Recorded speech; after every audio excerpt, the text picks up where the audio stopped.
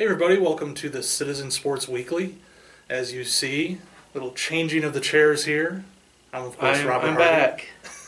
And this is Moneybags. Skaneateles, otherwise known as Skaneateles Journal Editor Jonathan Monfiletto, also known as the Citizen Sports Weekly second string That's right. quarterback or something, whatever you want to fill in the blank with.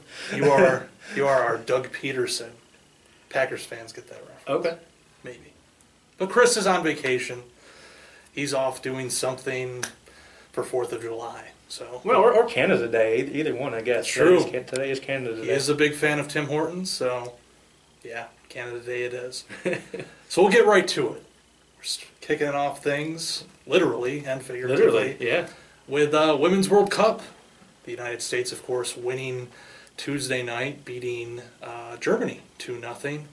And moving on to the final. They have a chance at winning the World Cup for the first time in a while. So it's been 16 years since I think 1999. so, That yeah. would be pretty exciting.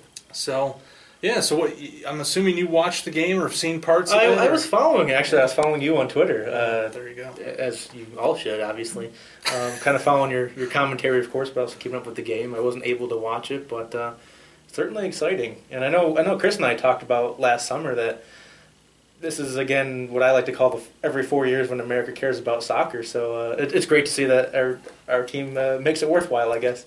Yeah, it's nice that it's it's nice with the timing that this always follows or tends to follow the Men's World Cup. So you get at least a couple years, and then it goes away for a little while. But people are interested, and the women's team. Especially, building off of the success in 2011, they didn't win, but, it really seemed then that, this gained steam, momentum, the idea of supporting and following the women's soccer team, and of course in 2015 now. And you see a lot of these players, they're younger players coming up, and so, they'll be around, they're the next Abby Wambachs, if you will. Yeah, so, sure. They'll be around. Yeah, I think this is... They think I guess she said this is her last World Cup. I think she said, or she's getting at least winding down her career for sure. Yeah, I believe she's 35. So this will probably be the last one. I mean, the next one would be she'd be 39, closer to 40.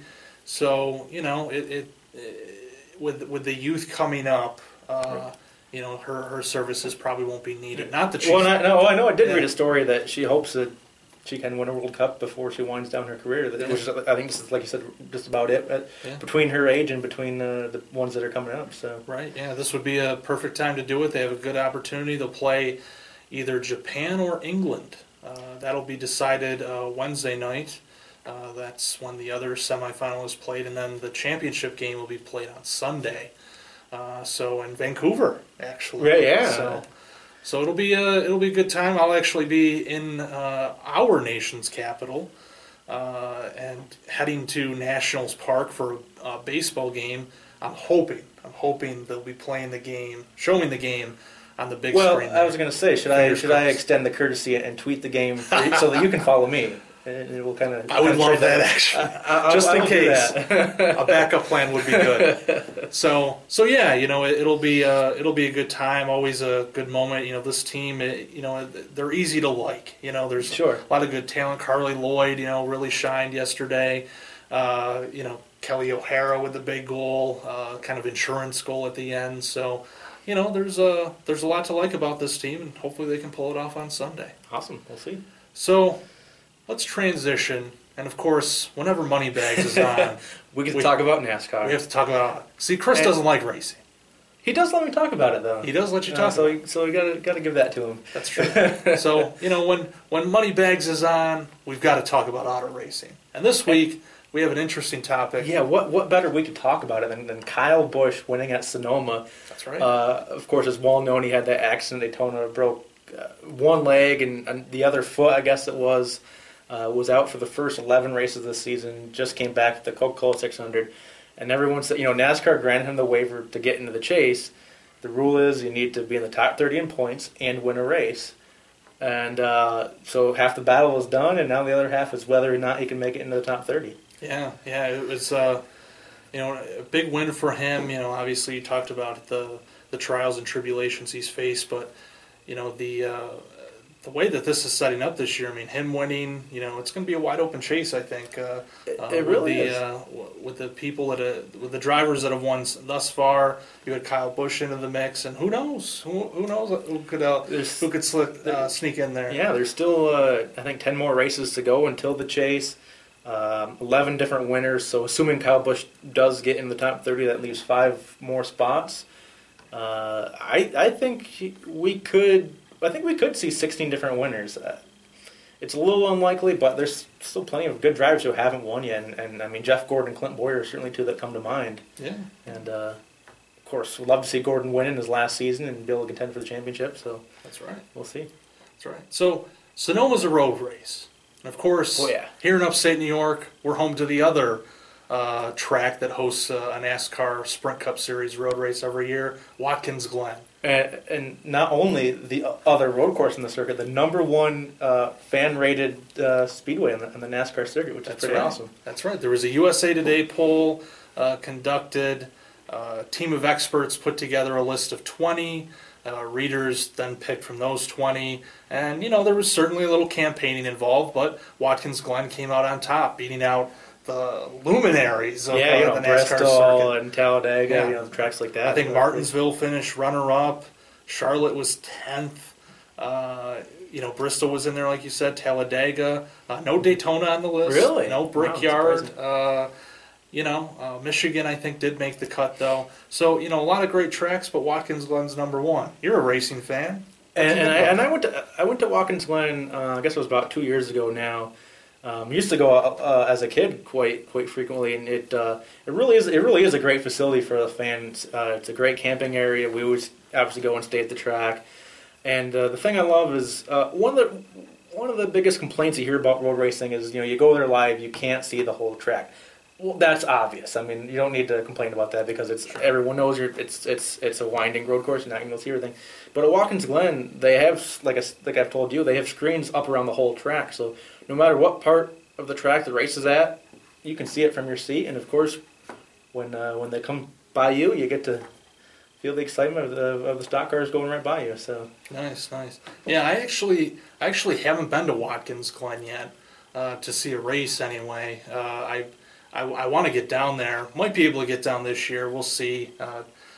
Usually, because it falls in August, something's always happening around that time, which makes it tough to go. But I've always wanted to go, especially since I've been out here, in Auburn. It's track's really an hour away. Yeah, it really is. Yeah. So, it would be great to see, and great to see the number one, according to USA Today. Yeah, that's pretty exciting. Obviously, even if you're not a race fan, that's got to be a good.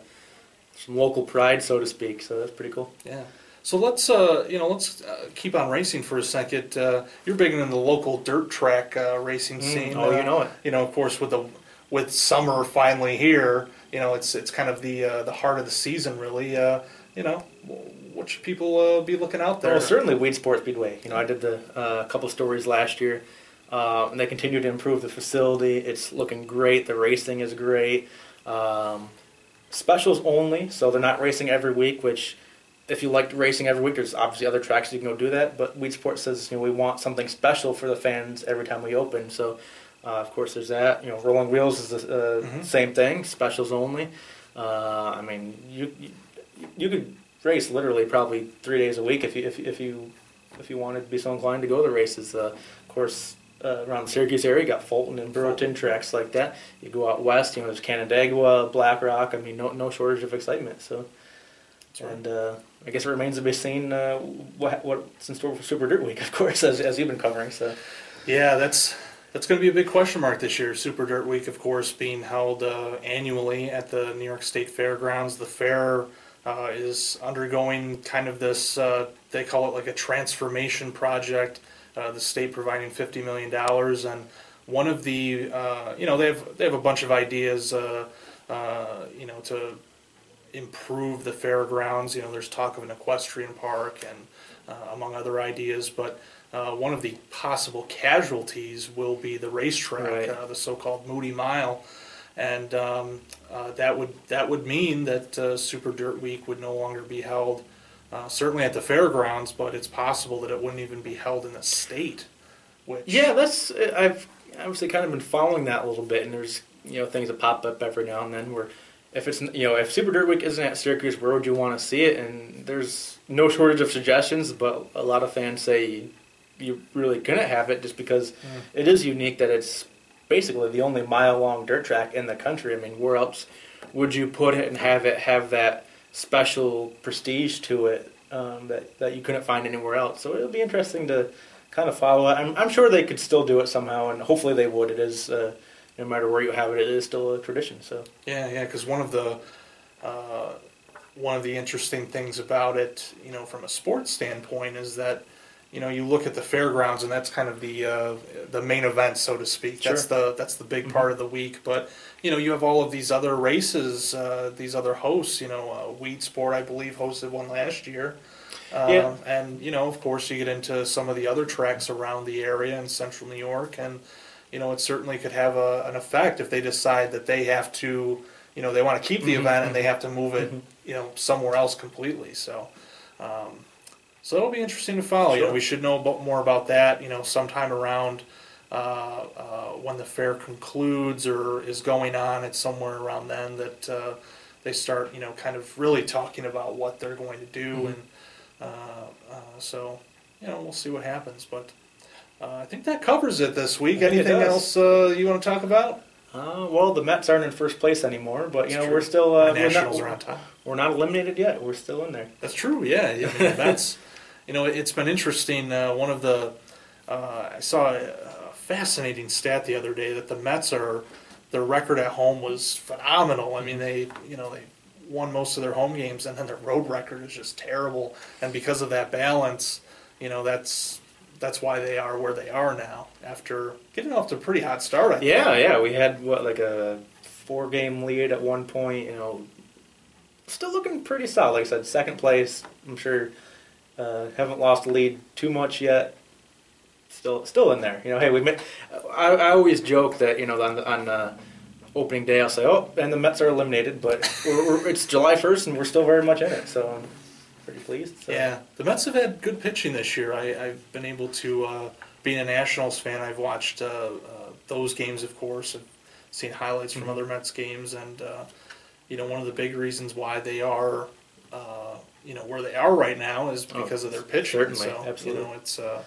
It's a big thing for any team. You need that. You look at a team like the Giants, San Francisco Giants, and they've won a few World Series, and the reason they've done that is pitching. So that's been important. But I think we'll wrap it up there. Sounds good. All right. So we'll of course be back next week. Make sure I won't be. Well, unfortunately. We'll see. Well. The show will be back. So we'll, of course, watch it on YouTube, watch it on auburnpub.com. We'll tweet out some links. Chris will be back next week after his 4th of July vacation. Hopefully he doesn't get too much sun. And we'll be talking some sports next week, probably more Women's World Cup, probably some baseball, maybe even some football, which is... Oh, that's not too far away. Yeah, which isn't too far away. We're getting right into training camp season, yeah. So we'll be talking about a lot, I'm sure. So until next week, we'll see you then.